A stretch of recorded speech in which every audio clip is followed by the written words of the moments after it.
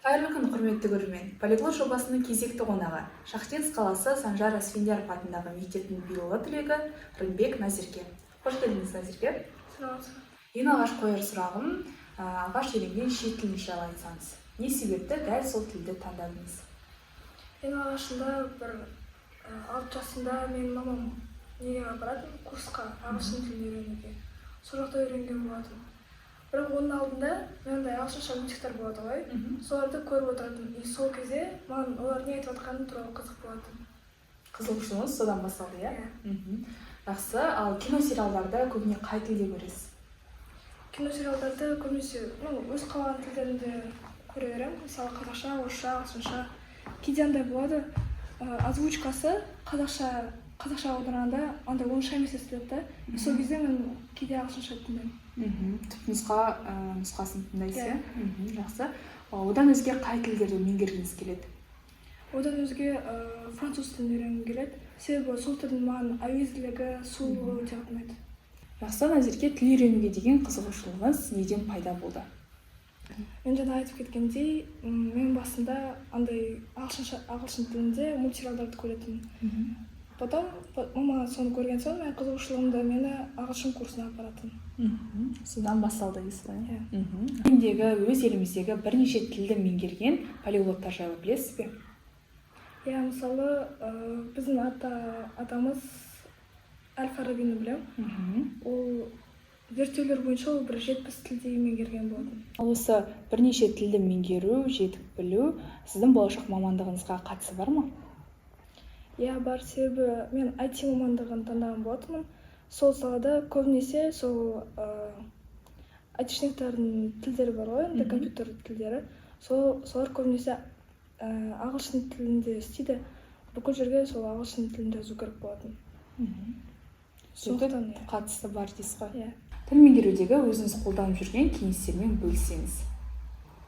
Маған ең ұнайтын әдіс ол өзіңіз қызығатын бір киносериалдарды қосып, сол арқылы үйрену. Андай бір сайт бар, сонда ағылшынша және де орысша астында переводы бар болып тұрады. Соны көп қолданған болатын. Жақсы. Қосымша курстарға да қатыстыңыз, иә? Иә. Жетік меңгеруге ең басты көмектескен нәрсе не сіз үшін?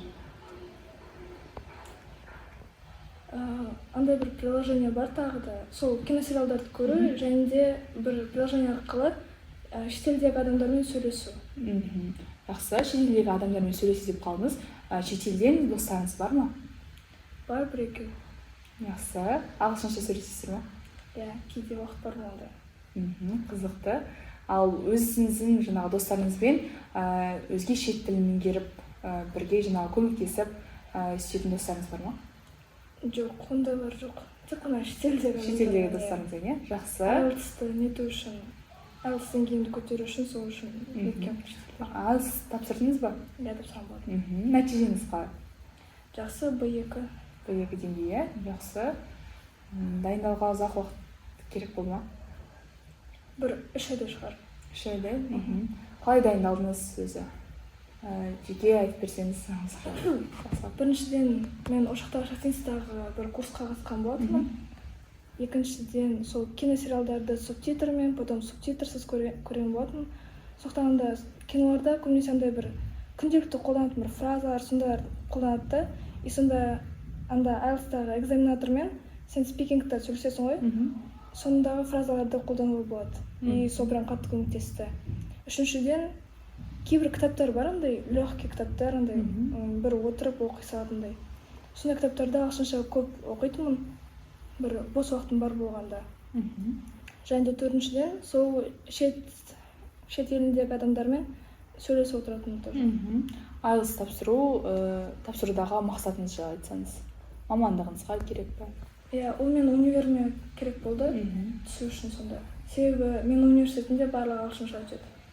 Жақсы. Назерке, өзіңізге ұнайтын қанатты сөздерді өзіңіз білетін тілдерде айтып берсеңіз. Қазақша айтсақ, болашақ бүгінгі істен басталады. Орысша будущее начинается с сегодняшнего дела. Ал ағылшынша a future begins with today's actions. Тамаша. Жақсы, Назерке, сізге алдағы уақытта тек сәттілік тілейміз. Ана тілін арын бол, ұятым болып тұр бетте. Өзге тілдің бәрін біл, өз тіліңді құрметте. Қош сау болыңыз, көрермен.